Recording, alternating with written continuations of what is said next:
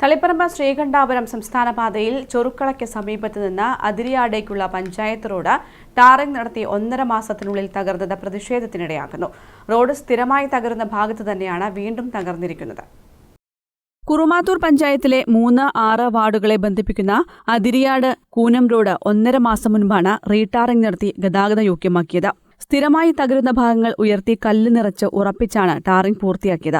എന്നാൽ 1.5 മാസം കഴിഞ്ഞപ്പോൾ തന്നെ റോഡ് തകരുന്ന സ്ഥിതിയുണ്ടായതോടെ നാട്ടുകാർ പ്രതിഷേധത്തിലാണ്.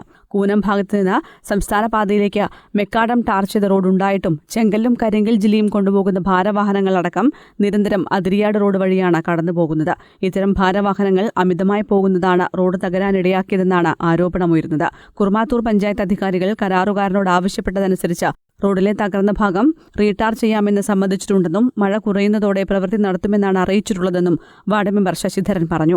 ചൊറുക്കള അതിരാ റോഡ് 1.5 മാസം മുമ്പേ ടാറിംഗ് ചെയ്തപ്പോൾ വളരെ കൃത്യമായിട്ടുണ്ടായിരുന്നു. ചെയ്ത് 2 ആഴ്ച കഴിയുമ്പോൾ തന്നെ റോഡ് പൊട്ടിപ്പൊളിഞ്ഞ നിലയിലാണ് ഒരു പ്രദേശം കാണാൻ വേണ്ടി സാധിച്ചത്.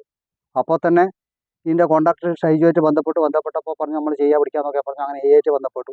ഇപ്പോൾ അവസാനം ഇയാൾ പറഞ്ഞതെന്ന് വെച്ചാൽ ഇപ്പം വേണം, ഇപ്പോൾ കോൺട്രാക്ടർ ഇപ്പം ചെയ്യുക, അതല്ല മഴ എന്നിട്ട് ചെയ്യാൻ പറ്റുമോ ചോദിച്ചു. അപ്പോൾ ഇവിടുത്തെ പ്രദേശവാസികളെ ആലോചിച്ചതിന് ശേഷം എത്രയും പെട്ടെന്ന് റോഡ് റിപ്പയർ ചെയ്യാമെന്ന് കോൺട്രാക്ടർ ഏറ്റിട്ടുണ്ട്. അതാണ് ഇതിൻ്റെ സത്യാവസ്ഥ ഇപ്പം മനസ്സിലാക്കുന്നത്. News bureau, Taliparamba.